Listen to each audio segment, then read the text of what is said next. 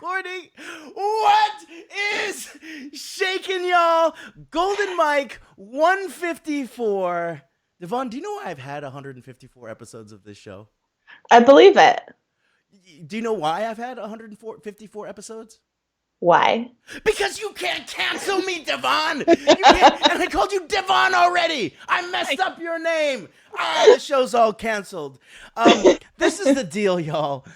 For those of you who are looking to love your work, or those of you sitting right now, it's your lunch break, you're munching on your bologna sandwich like I am, and you're like, God, I hate my job. Like I am. I hate doing this job. I hate coaching. I hate doing the golden mic. If you're saying the same things that I am, Devin is here to talk about how to love your work, even on Mondays, Tuesdays, and Wednesdays like today.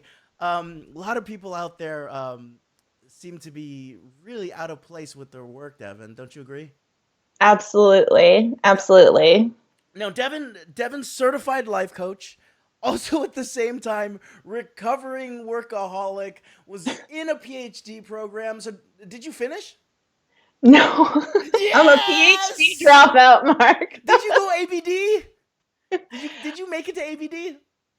I did the oral exam and then I was like, peace, I'm The out. oral exam fucking sucks. That's the worst part. It Oh my is the god, first. I'm not that far. I'm not that much further from you. I made it ABD, but like I was done after the oral exam. I was like, I'm not coming back.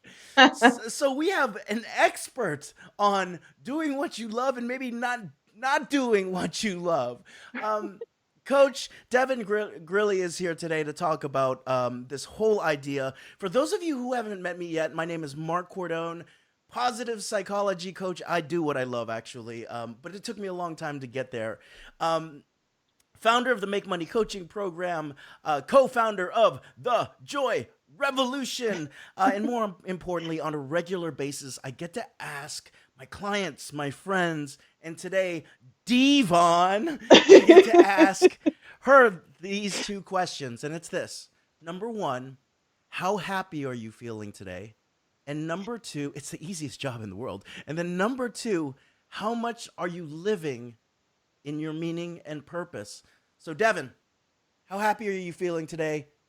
How much are you living in your purpose? I know it's a double barreled question, PhD methodology person. Don't knock me out for it. But please let us know. Right in this moment, I'm extremely happy. But it's okay. It fluctuates from moment to moment because that's life. And yesterday with all the nerves and like worrying about like what if I have nothing good to say on Mark's show, then I wasn't so happy. But this morning I pepped myself up. So right now I I'm call saying like bullshit a on nine that. and a No half. one worries about what to say on this show. I worry because I want to always be just right. That's That's the amazing. perfectionism in me. Yeah. That's amazing. We got George coming in. George Andrianopoulos, Muscles Marinara, meet Devon, actually. He has some sort of thing. It's a hand muscle icon. So do you know what that means? Because I have no perceptual acuity when it comes to like when it comes to like emoticons. So it's a Maybe just like hand muscle. preach. Oh, like raise the roof. Like, Okay, there we go. woo! Woo woo woo woo. And he's also giving a wrestling reference. Devin, get the tables. That's a wrestling reference. I told you, Devin, I'd turn into a pro wrestler at the beginning. For those of you out there, it seems like George is like this today. Devin definitely is. For those of you living in happiness and purpose, let us know. Hit those hearts. Hit those hearts. How do you make that heart beat? Let me see your heart beat red. Hit the heart. Let us know that you're alive, baby. So many people, even at work, right? You ask them how they're doing, and they're like, I'm all right. It's so status quo to say that Yeah. you're just doing all right and getting by. And Devin, what I love about what you're talking about today is rising above that status quo and flourishing at work, loving your work. Yes. I love it. Absolutely. And the worst thing is, I think, when we live in that land of fine, like everything's just fine, you know? Yes. How are you? I'm fine. See, for me, I'm kind of cool. I go, I'm aight, aight. You take the L out, aight, right? When in actuality, you're either doing amazing and you don't want to tell everybody because you don't want them to hate on your happy, or you're not doing so well and you don't want to get vulnerable with people, right? So you just live in Right. that zone of safety by saying that, yeah, I'm fine. Where's the connection in that? There's none. There's Yeah, none. there is none. So hit the heart. Now, here's the thing: a lot of people think that positive psychology is shits and giggles, Taco Tuesday every day, Skittles raining from the sky, Devon riding a mighty steed across the land, pouring gold over the world. Wrong, wrong. That's only on days like this that Devon does that, but not every day. Positive psychology is about the ups, the downs, and the all arounds of life. It's not happy 24/7. And an awesome, awesome professor named Tal Ben Shahar said it the best. If you're happy 24/7, you're one of two things. One, you're dead. And two, you're a psychopath. And Devon is not a psychopath. She is not. You have to pass the psychopathy test to get on this show, and she passed. So if you're not super happy today, you're like, man, my purpose is off. I've been doing the same job for 30 years, and now it feels weird. That's cool. That's part of your life's journey. Right. This is your hero's journey. And so, if you're not feeling up to speed today, let our conversation wash over you. Let us entertain you, and just give us a thumbs up. Let us know that you're living your life. Devin, I think I might have cut you off there, so I apologize. No, you're good.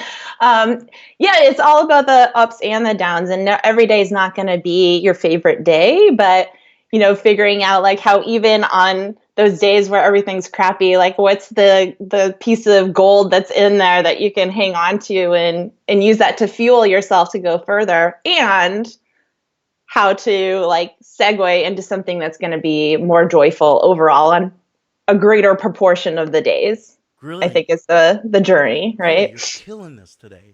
You're killing this. I love it. Ladies and gentlemen, the new host of the Golden Mic, Devon Grilly. Now, here's the last thing. I loved how you talked about not every day is going to be your favorite day, but what can happen is every day you can create as the best day of your life based on the ups and the downs and the all arounds. You can come in and create right now the best day of your life. And the thing is that it's called hope theory. And that's not bullshit wishful thinking theory. It's hope theory where you have a vision and you put it to action. And when that happens, that's as powerful as EQ, it's as powerful as IQ. Devin studied all this in her PhD program. I wish she would have continued, but like that's called hope theory. And if you're feeling hopeful right now, are you feeling hopeful, Devin? I am very Good, hopeful. so am Yeah. I. There's another button down there. Whether you're watching on the replay or watching live, I want you to hit that button. It's called the wow face, and Devin and I are going to demonstrate how to do the wow face. Are you ready? 1, 2, 3. Let's see that wow face. Yes! That is an amazing wow face. Amazing, amazing. So, given all of that, Devin, what is your story? Like I was born in 1970.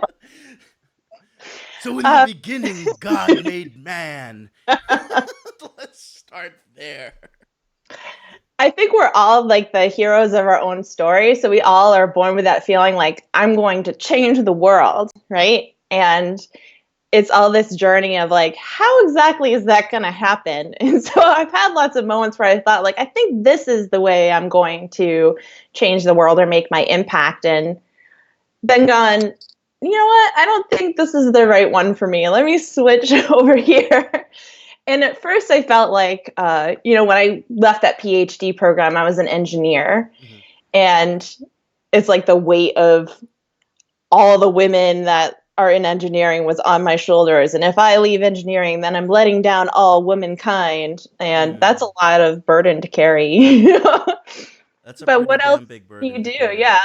Yeah, and when you see like there's a theme of helping others, there's a theme of learning and loving to learn and sharing that joy of learning, and the joy of discovering. That always stays with me.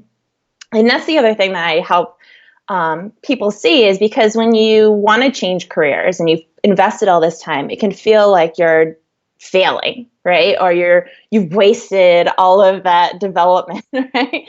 But there's not just one way to use all those skills. There's not just one way to apply your gifts and who you are in the world. Yeah. And I think that's my story, is like seeing different ways as an engineer, as a teacher, as a coach now, Yeah, you and really bounced around, yeah, mom. absolutely. But it was always the same idea of like helping others to learn and turn on those light bulbs Yeah. has always been part of it. Looking at things with the problem solving mindset, Yeah. like the creative solutions, which is the engineering and the teaching and the coaching. Yeah. All of those things are the common threads. I take uh, those gifts and those skills with me, no matter what I'm looking at.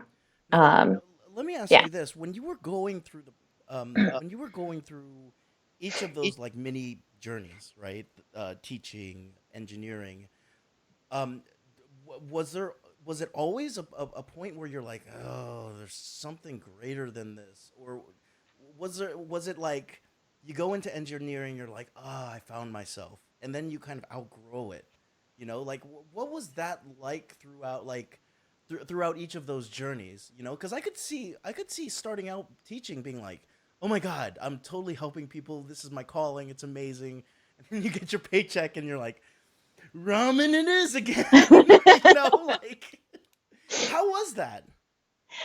um, I think it's a matter of like being really in the moment with it and understanding your values, right? I know Mm, you talk about that a lot, and that's such an important aspect of what we learn as coaches is that drives everything. yep. And when I look back, knowing what I know now, those moments where I needed to make a change were because the things that I was doing were no longer in alignment with my values and where I was growing as a person. And my values changed over time. Like the things that were motivating me when I was 20 years old are different than the things that are motivating me at 40 years old. Yeah. The things that are like those core needs change. And so when that change really happens as you develop as a person, as I developed, then those roles didn't fit me anymore. And the friction kind of drained my life force energy out of it. And then I was forced to look at something else that could allow me to thrive and flourish. Yeah. Yeah, I love that idea of beliefs. Number one, 40 my ass. Number two, I really am.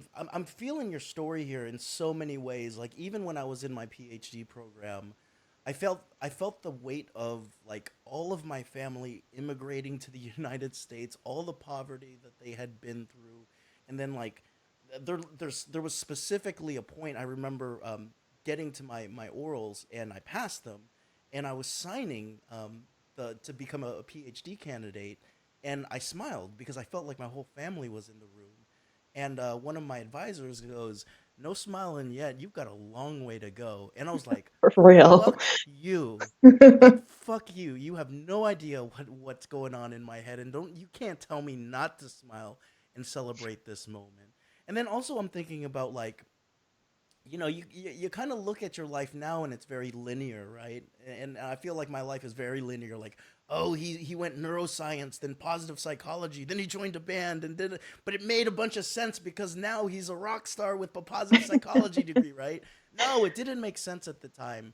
And like really being in the moment and doing the best that you can and loving it, and then understanding like, my call to serve is bigger than this, or it's different than this. And I Right. really have to take maybe a leap of faith, or I really have to begin to shift to what that looks like. And starting out with this idea of belief. So talk to me.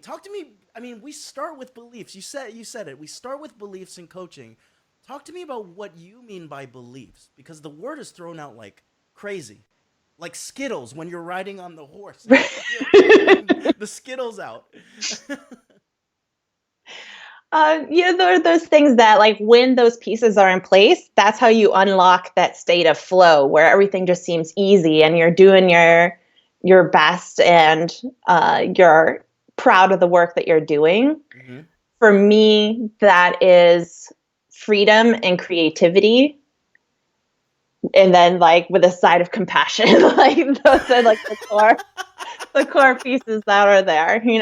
But, like, without the freedom and creativity, it's hard to unlock the compassion, right? So, like, if I'm in a place where I'm like locked in a box and I can't create, Yeah. it's hard for me to like tap into the compassion that is like the next step.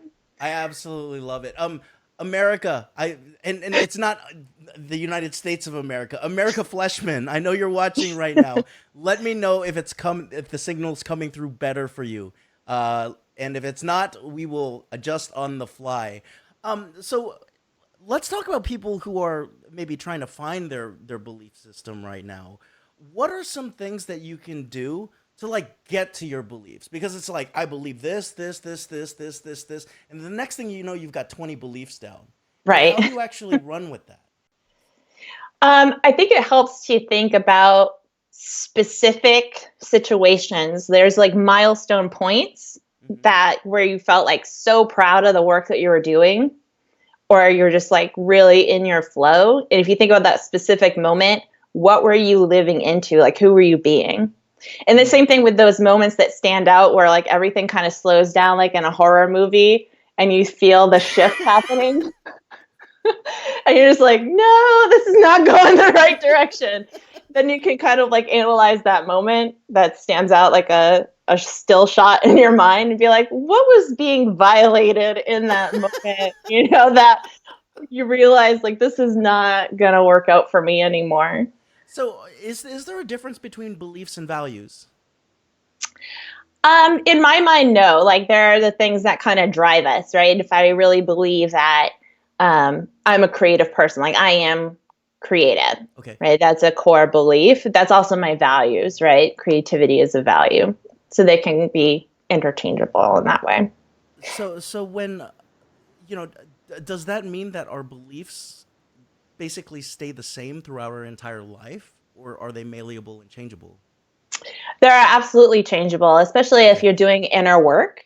Okay. And a good example of this, I was just talking to someone about their the kind of list, and they said, one of them had to do with like forgiveness and honesty, and it was something that they had worked on to develop that skill like a muscle, Mm-hmm. and to be in the way where they can look at a situation and see other people's points of view and use that as a cornerstone to make decisions from.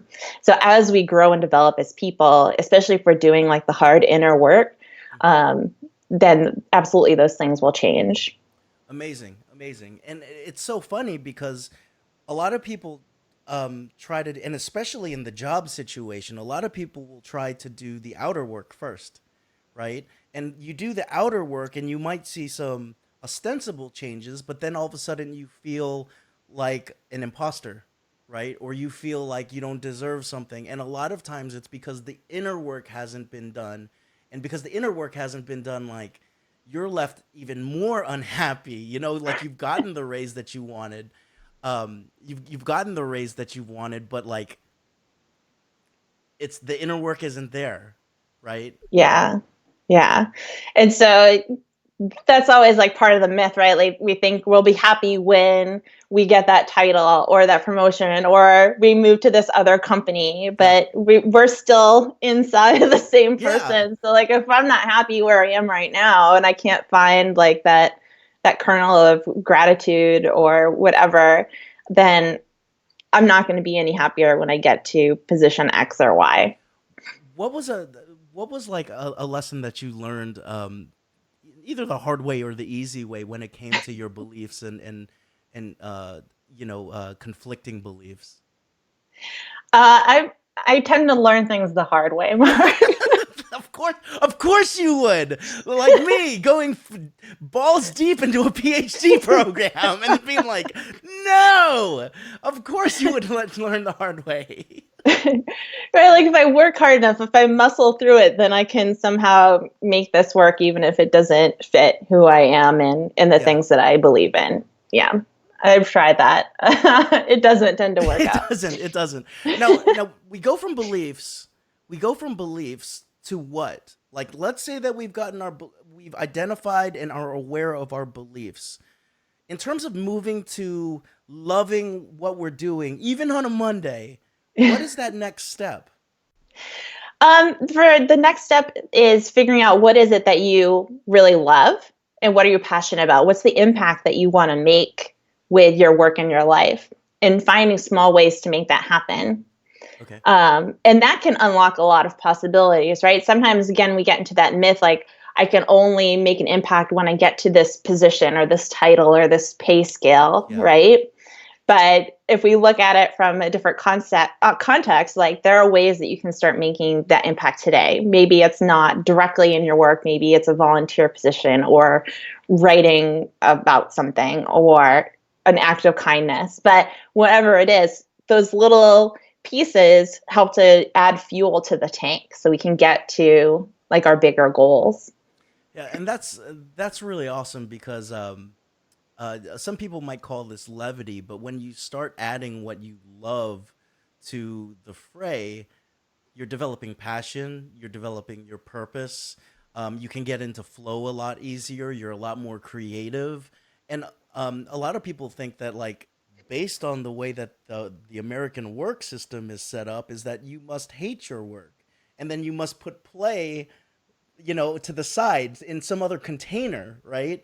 And Right. so in many ways, like being able to incorporate that in your job is a big deal. Actually, in your whole life, it would make sense that you incorporate it to your whole life, right?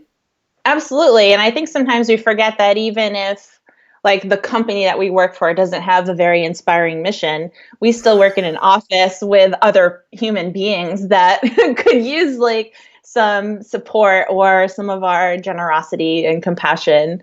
And that alone can add like fuel to feeling good about what you're doing on a daily basis. Yeah, Devin, in my last iteration of a job, one that I wasn't so passionate about. One of the things that I realized was how much like fun and levity and joking needed to be a part. It was number one on my virtues in action, strengths finder, and like you go into these meetings and everyone is like, and inside I want to play and stuff like that. And like you do that for 14 years and you can kind of get drained. But then just to add a little bit of that levity or what you love doing, makes all the difference. It has a ripple effect, right? Absolutely. So, Yeah. okay, my beliefs. I got my beliefs up.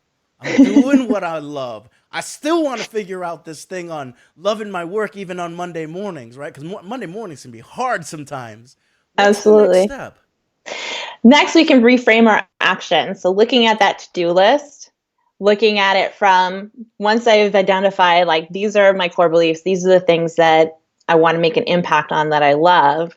How can I change the way I'm thinking about or approaching my to do list this Monday morning Mm-hmm. so I can emphasize and use those, right? Mm-hmm. So I know you know from like all your positive psychology research that when we use those values, right, on a daily Remember, I'm a basis, dropout. yep, you still learned it though, man, and you're using it. But when you use those values and you're mindfully looking for ways to make that impact on a daily basis, even in small ways, that puts a lot of money in like the bank, right, Yeah. towards your motivation and the way you're showing up. Sorry, I have to take notes on it. You're not in school anymore. I know, but I love review. A little secret on the Golden Mike stuff. Like every expert that I bring in teaches me something every single day, and so at the end of the day, I go through what they taught me. So like it's still like my PhD program is my golden mic. It's my class. So yeah, so walk me through how all of this comes together now. We go from beliefs to doing what we love to going into action. If it was that easy, coaches wouldn't exist. So where are the things where that can become barriers for us?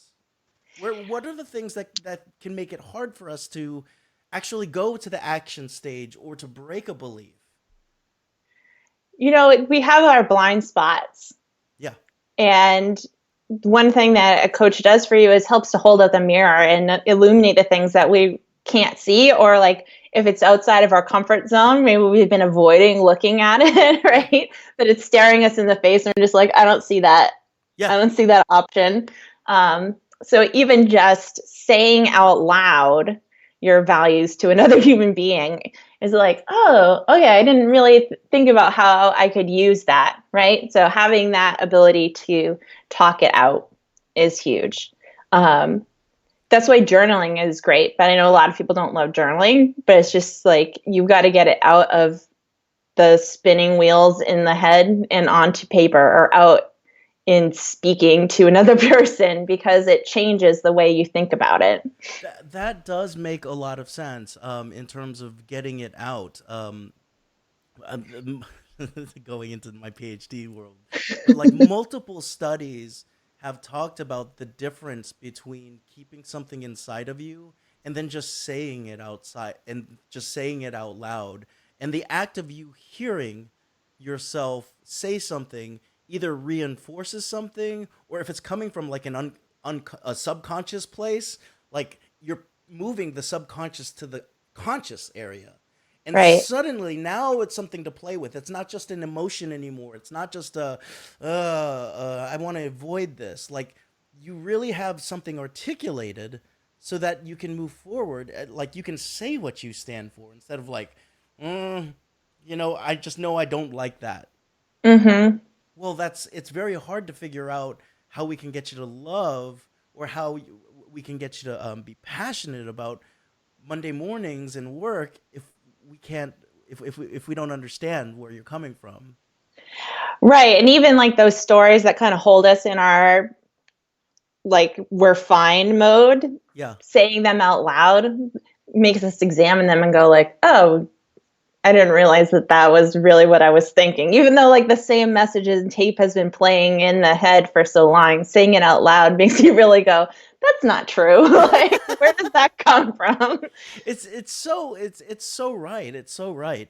And I think also being able to say something out loud, like in positive psych, there's two terms that were taught to me by Professor Corey Keyes, that keep us from loving what we do. The first one is we get into such a well, both of them have to do with pattern behavior. But we get into a pattern behavior of just doing the same job over and over and over again, that we don't realize that we're settling for a life less than what we know it could be, right? And then the Right. second one is this idea of striving, and that's this idea that we're so hyper focused on our vision that we're willing to give up everything just to get that one thing, and we're not happy with that either. Have you seen Right. that in your clients or with yourself? With both, for sure. Like when we get like hyper focused on some goal, Yeah. and I know for me, I needed to give myself permission to be happy in the moment, and realize that that doesn't mean that I'm giving up. Mm.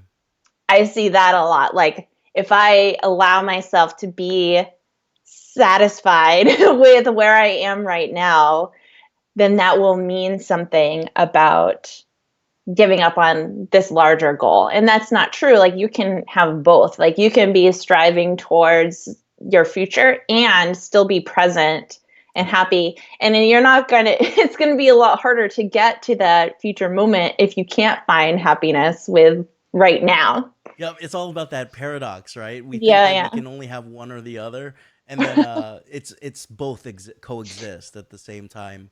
I love it. I absolutely love that. I do want to move towards something serious for the sake of the people, some people who are watching, and they're like, well, this is all fun and good, and I'm in a job right now, and literally my boss hates me, and I just did my beliefs exercise, and the beliefs and values of this organization are different than my own. And right now, I can't afford to take a risk and leave, because I have so many responsibilities outside of work to take care of.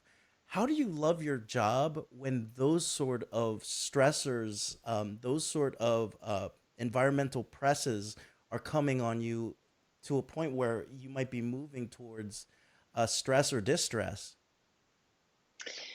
Um, I think having mindfulness is really an important practice Okay. because it creates that kind of calm center. You Okay. know, when things don't go well, being able to find like your zen point, you know, Okay. like So, what we are you doing when you closed your eyes there?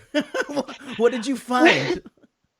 I was just breathing, you know, like I'm getting nervous and But you, it looks so zen with the ring lights floating. like But a Lucy in the sky kind of thing yeah, happening. but Uh, so being mindful is just breathing.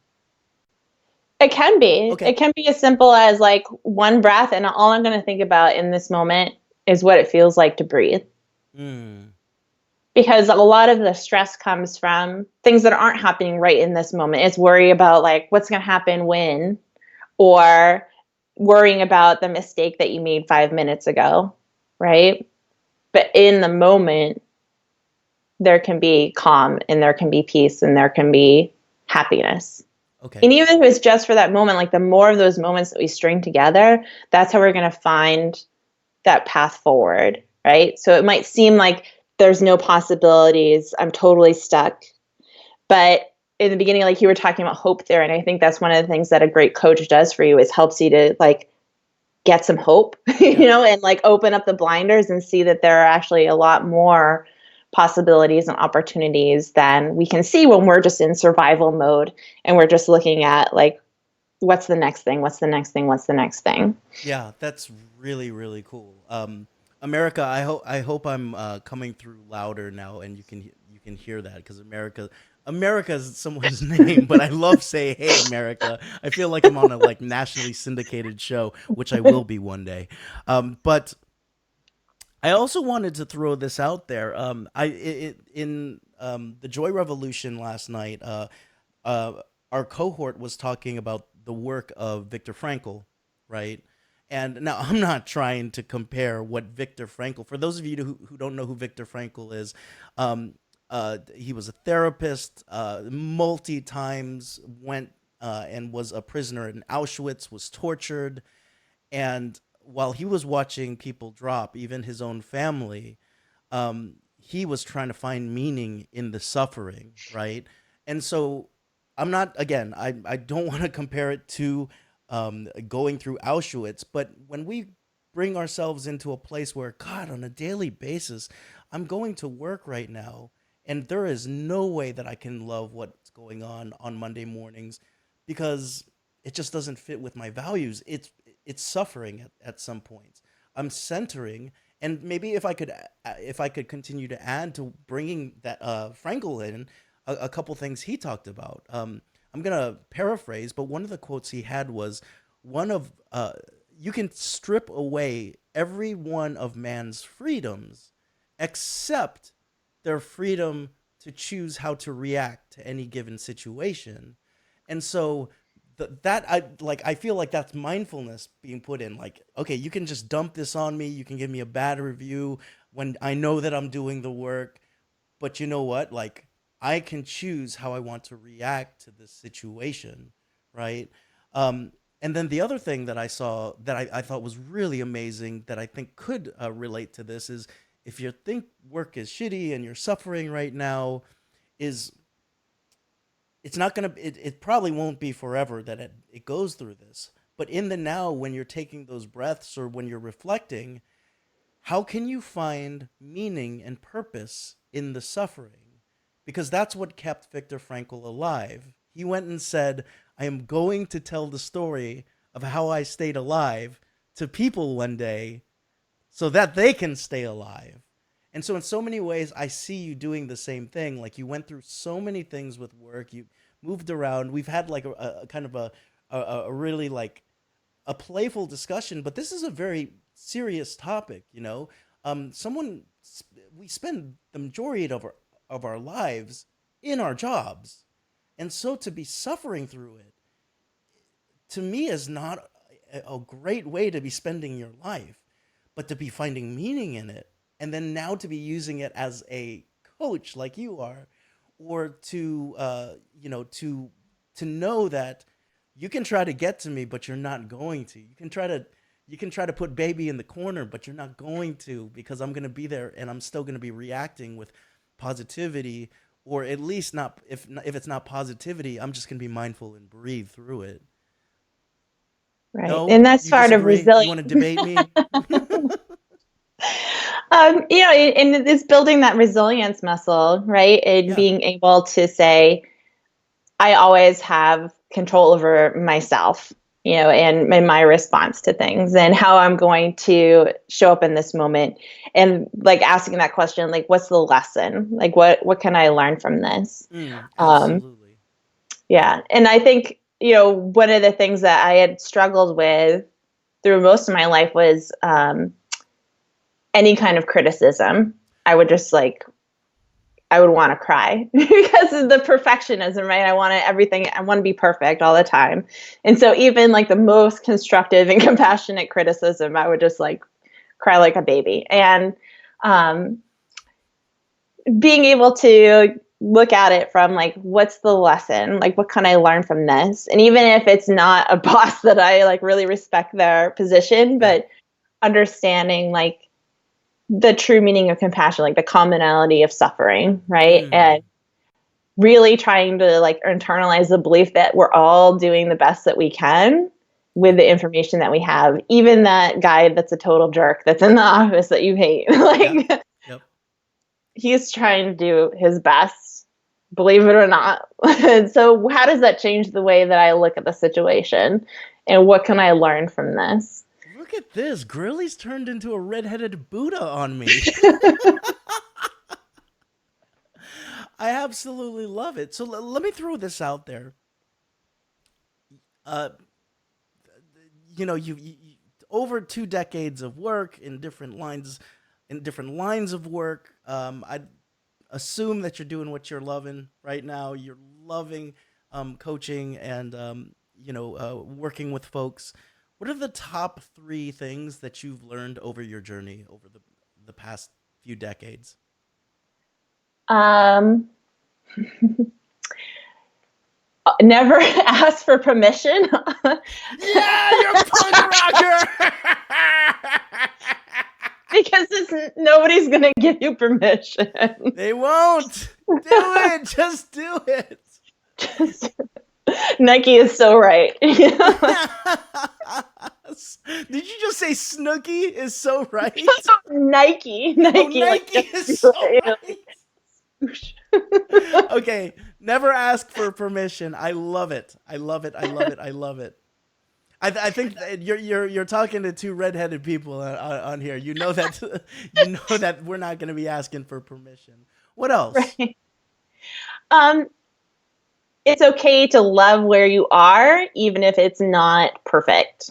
Mm, love it. Love it.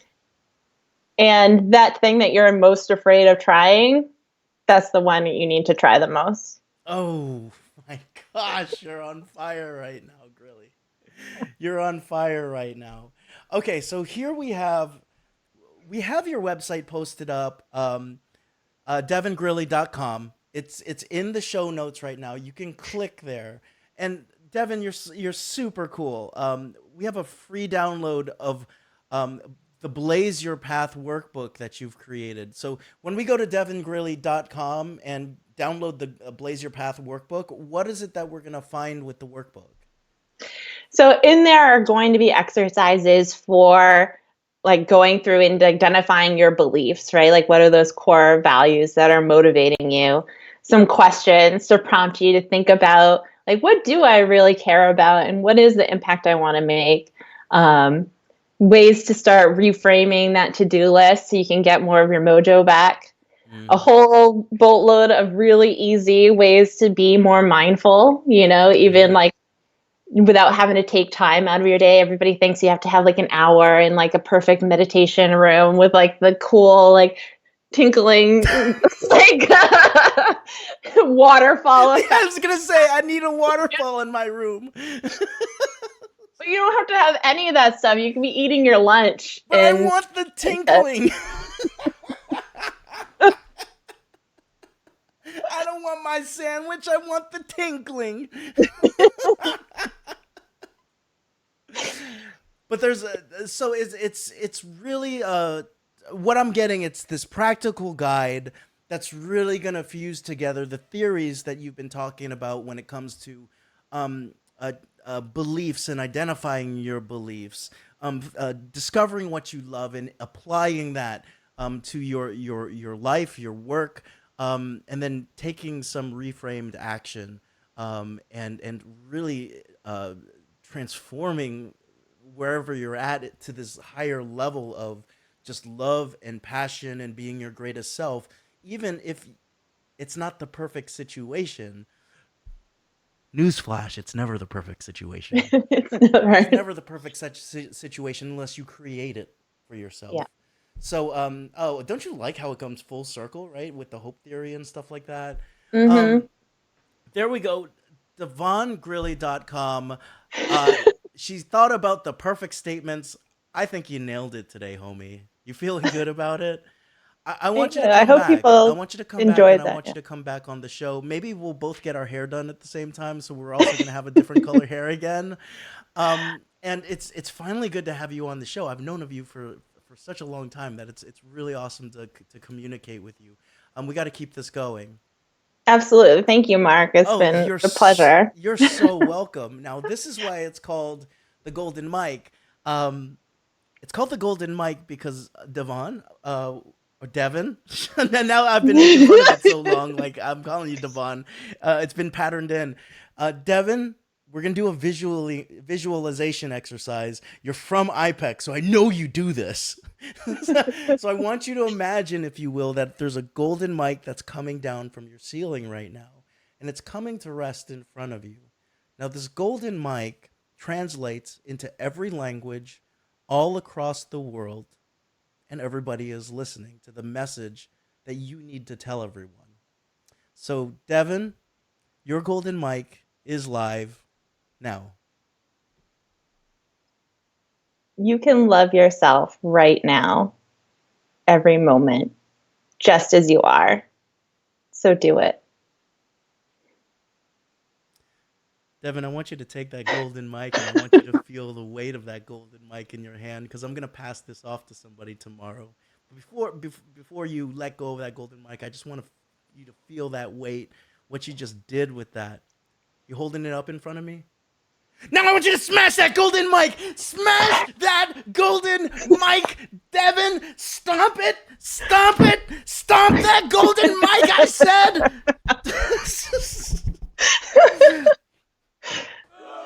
Boo! I don't know. Devin, I want to thank you again for coming on the show. This has been episode 154. If you liked it, please share it out. There's a lot of people who are just wanting to love work right now.